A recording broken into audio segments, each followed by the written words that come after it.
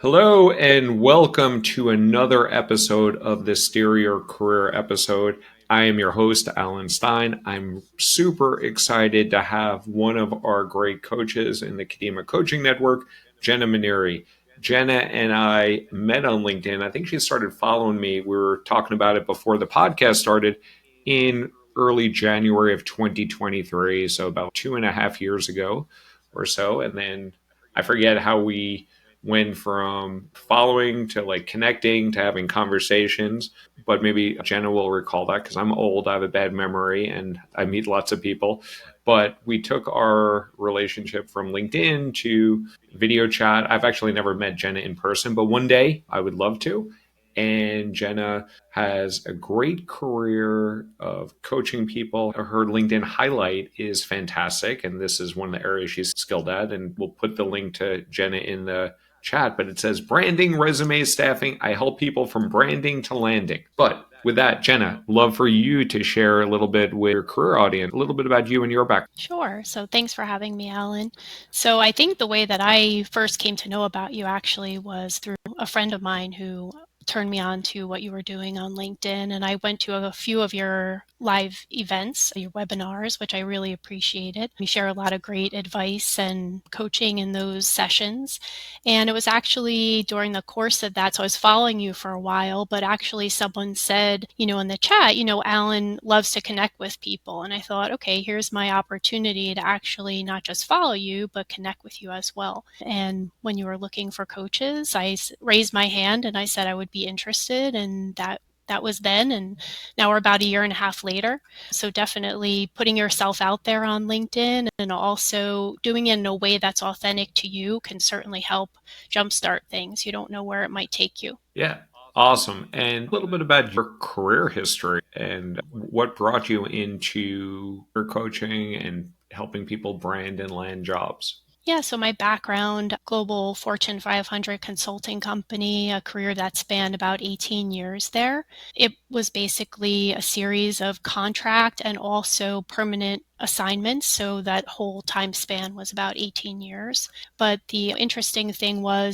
I was in corporate functions, mostly in HR, staffing in particular, but I actually worked as a consultant some of that time because I was looking for my next opportunity. So shortly after I joined, maybe a few years in, they actually were moving the program that I was working on to a lower cost location, still domestically, but they were moving it and I needed to find my next role. And so I really was able to bridge that and work a series of kind of consulting type of opportunities in areas that I didn't have exposure to in the past, and then came back as a contractor a couple of times and was rehired until I left in 2022. Cool. And I think you're underselling yourself. You're like, I worked for a consulting company. It was Accenture, right? That's correct. Yes. Looking at your LinkedIn profile, Accenture, Exactly. one of the top four, like the big four consulting companies out there. So very impressive background, and yet you had lots of roles there, moved around, and then I think eventually you got impacted by a riff from like a reduction in force, or what led you to move away from the corporate world into your current role? Yeah, so the writing was on the wall in 2021. I was actually separated from the company in 2022. They considered it a firing, which, I never felt comfortable saying that, but some of the content that I see on LinkedIn, Alan, and some of the things that you say, I realize that it's not fatal. When I feel a little bit comfortable sharing that, I was denied a workplace accommodation, and based upon the time frame, you might figure out why that was. So I separated from Accenture in 2022. It took me about 13 months to land my next opportunity. And I wound up coming over to an outplacement company and working as a branding specialist and also a coach there now, and also working with Kadima as of September of 2023.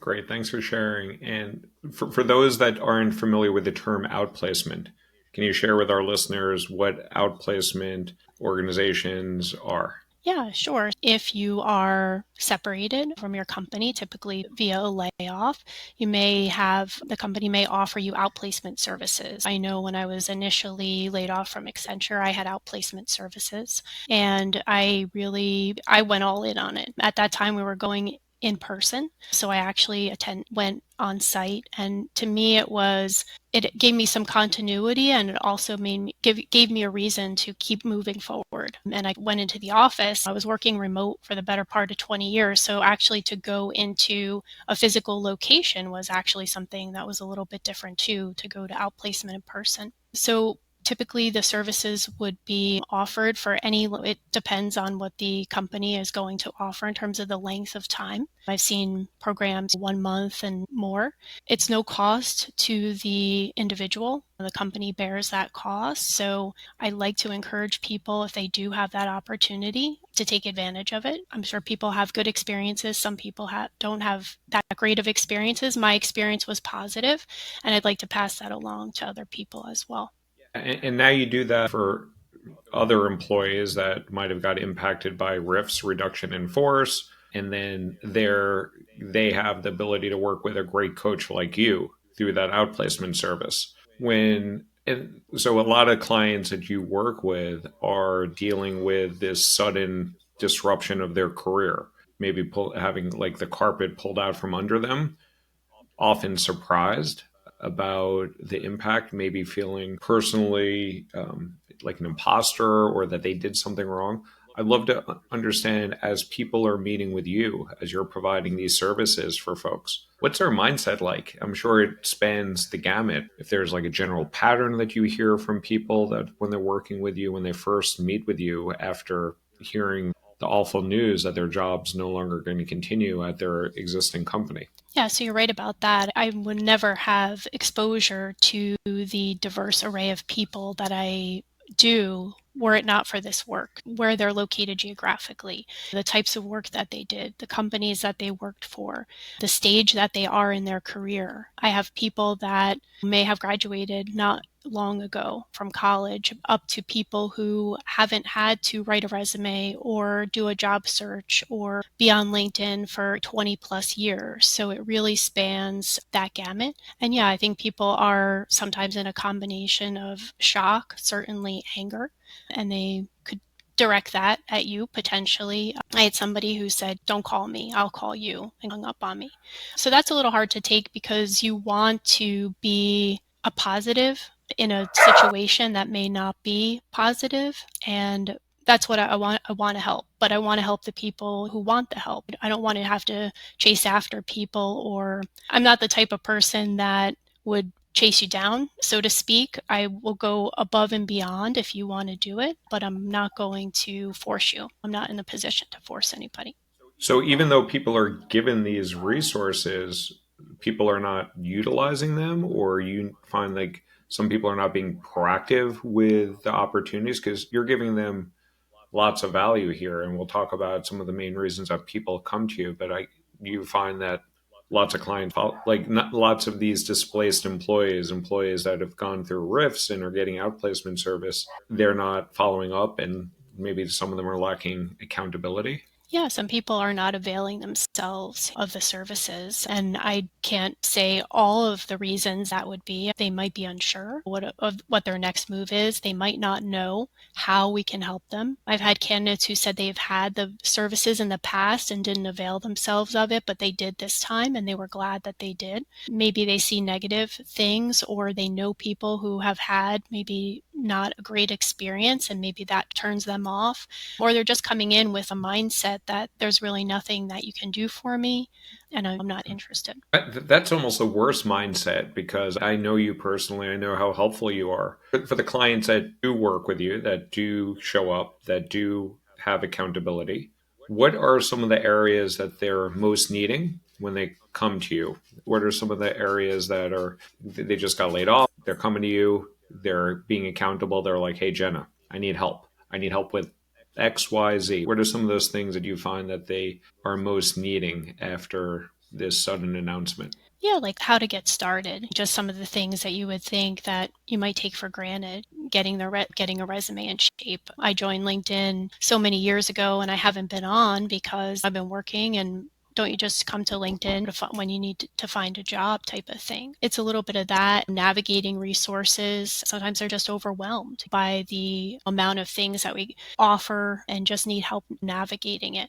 how things have changed since they were last in the job market. And they heard that networking was important, but now they realize how truly important it is. It really can span a lot of different things. And the ones who are successful are the ones that, have, like what you talk about, tenacity. They recognize what their strengths are.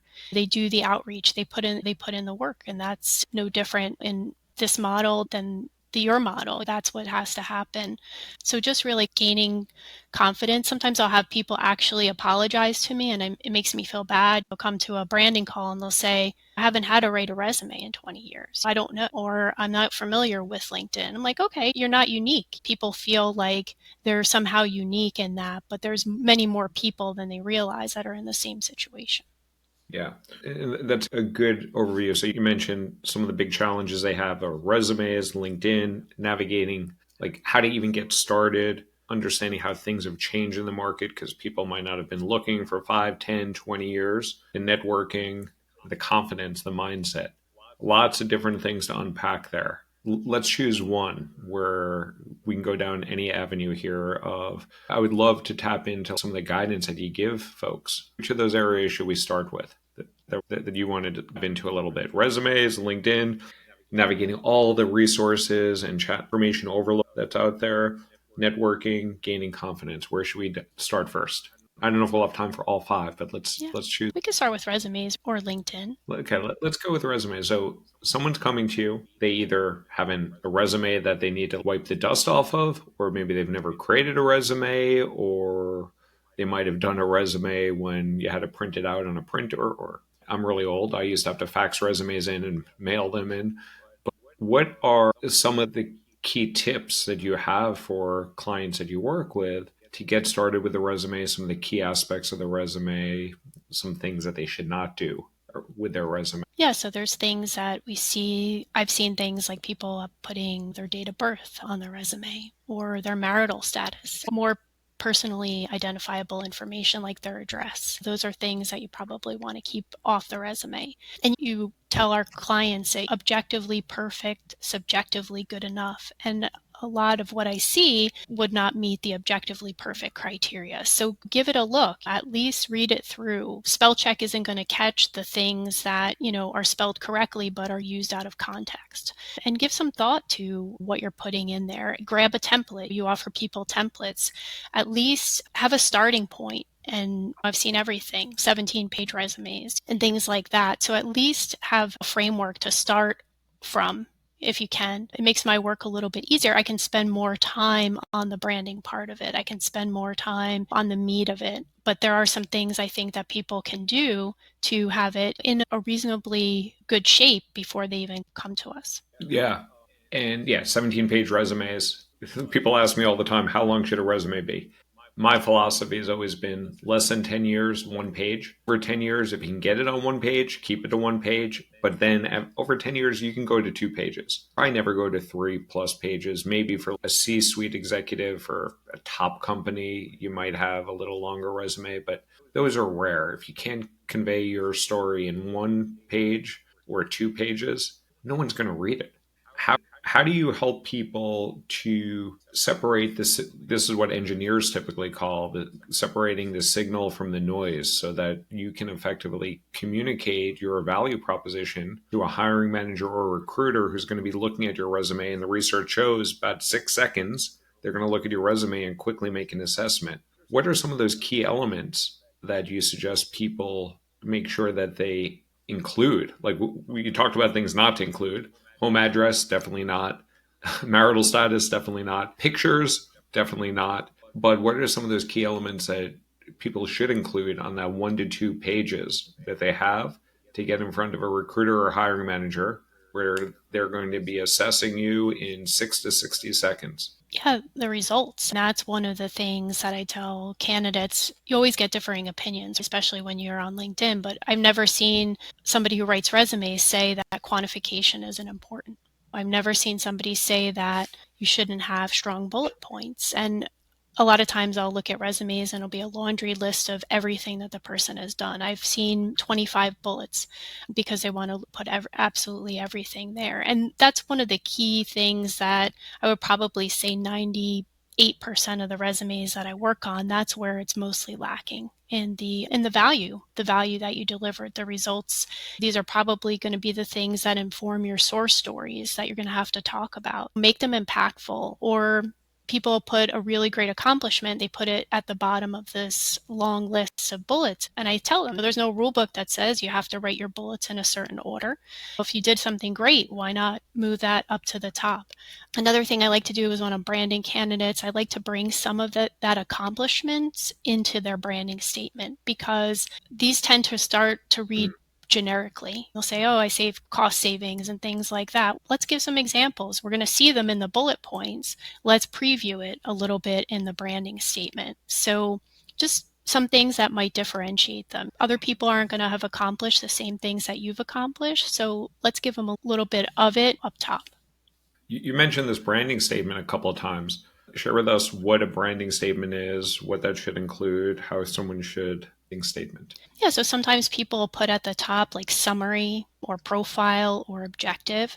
And sometimes I read these and people are talking about what they're looking for in their next employer. But I tell them it's less about that, more about having them envision you filling the role. So it would be a step up from a summary where you're actually bringing in some of your unique value proposition. What differentiates you from another project manager, for example? And that's why I like to bring some of the accomplishments up there, because other people aren't going to have the same accomplishments that you have. So let's talk a little bit about it in your branding statement. Nice. And I know you're a big fan of LinkedIn. That's where we met on LinkedIn.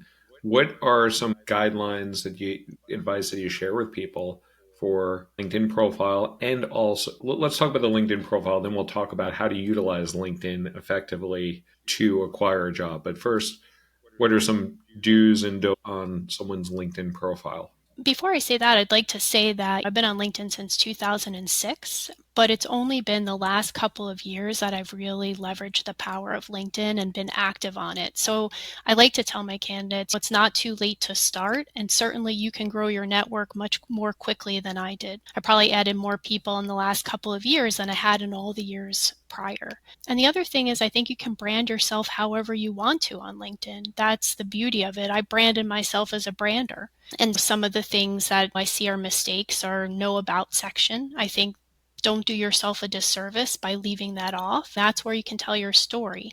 And I heard a few years back, and it always stuck with me, that one of the things the about section should have is a call to action. What do I want people to do when they come to my profile? So why leave that off? Headline is important. I know we talk about headline and what headlines should include. Recommendations, I think, is a good thing to have on there. We don't put references on. I tell my candidates we don't put references on the resume. That's something that maybe they was done years ago.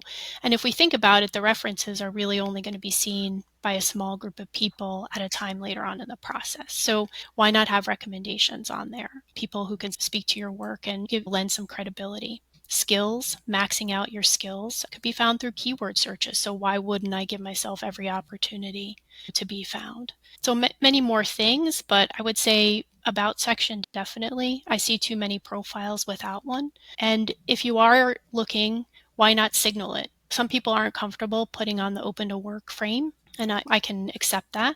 But if you don't have an about section and you don't have an end date on your experience, and I don't have any other signals, how do I know that you're open to work? So if you are and you're amenable to it, having people come to your profile, letting people know that you are open, why not signal it in some way? And that's a great point. I think that very confounding for lots of clients, friends, family about the open to work. And there's two different settings on LinkedIn that people, probably most people, are not aware of, but they should be. That there's a setting where you can indicate that you're open to work that only reveals it to recruiters on LinkedIn. And it needs to be someone that has a recruiter license on LinkedIn, which is very expensive. I don't know how many people have a recruiter license on LinkedIn, but I would imagine hundreds of thousands of people. Versus when you choose to be open to work with that green circle that goes around your profile photo that says hashtag open to work, that is revealing to 1.2 billion users on LinkedIn that you're open to work.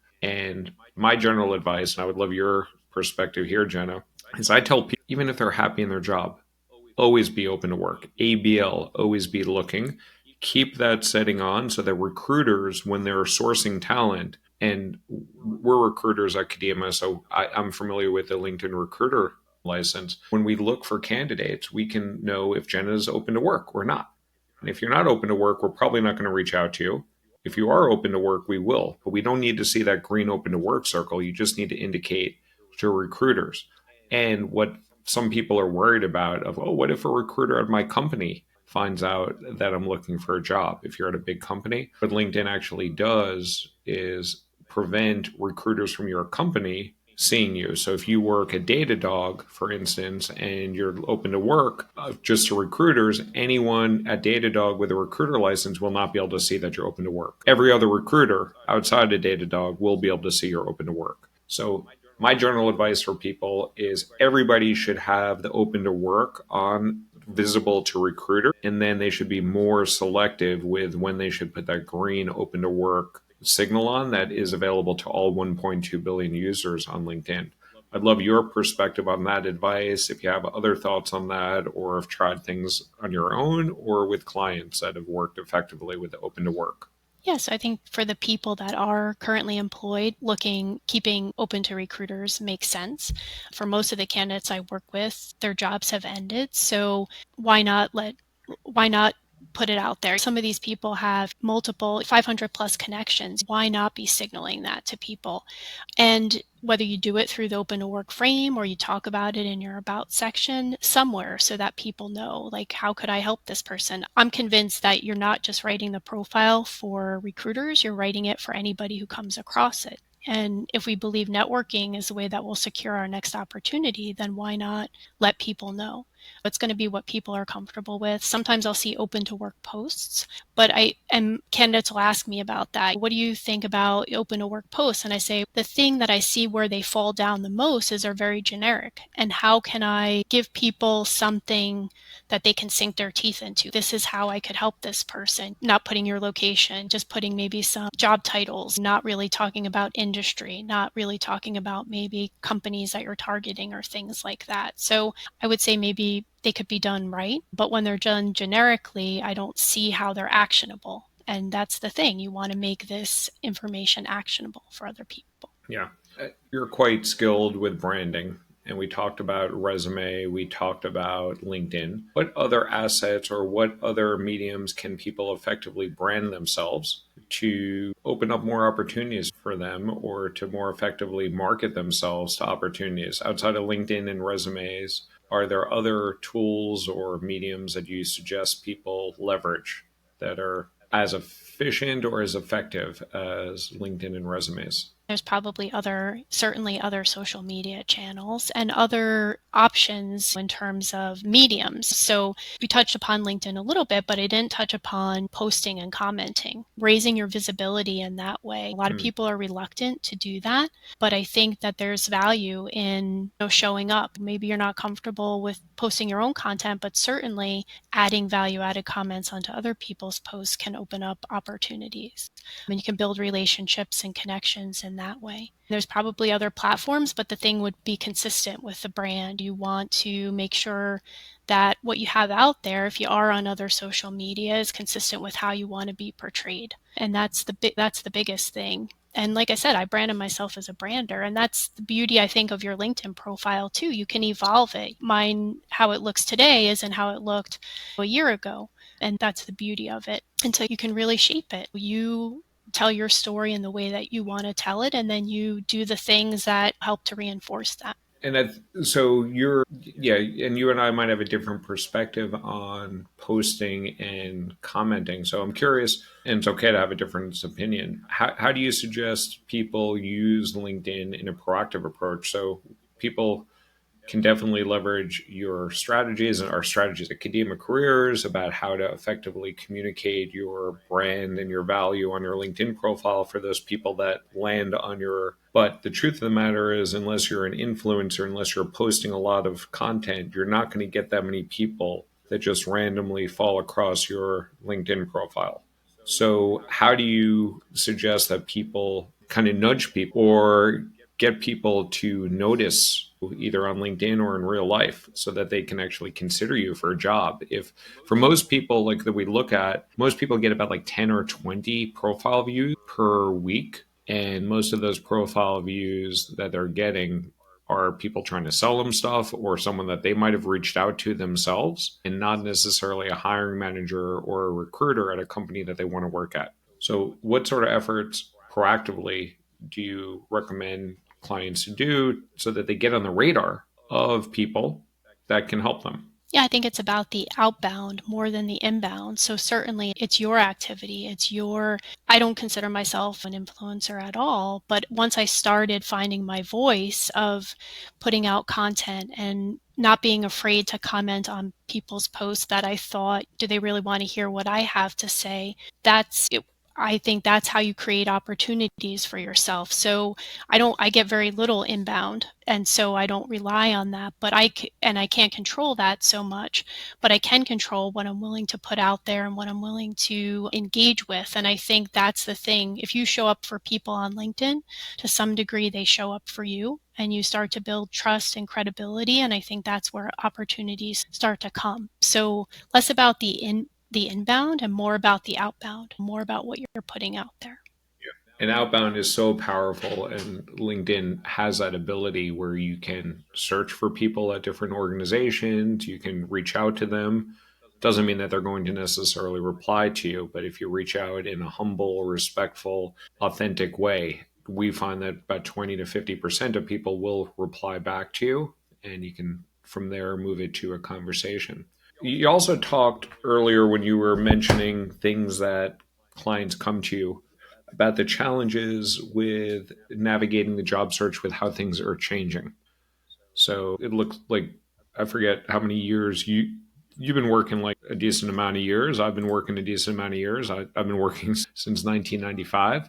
It looks like your first job at Volt was 1999, looking back on your LinkedIn profile. So we're about the same era.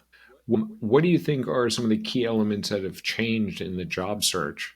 And what are some of the key strategies that are required due to those changes in the job search environment? Yeah, so I have been working for a while and I found my first job through the newspaper, right? And I found my Volt job through a temp agency. And they had an opportunity to work on site at their client, Lucent Technologies. We ran a managed service program for them. Also, like headhunters, like it used to be more like, and somebody put this really eloquently, and I like how they said it, recruiters don't find jobs for people, they find people for jobs. And I thought, yeah, changing that mentality, because I came from a little bit of the headhunter mentality, like somebody was going to help me.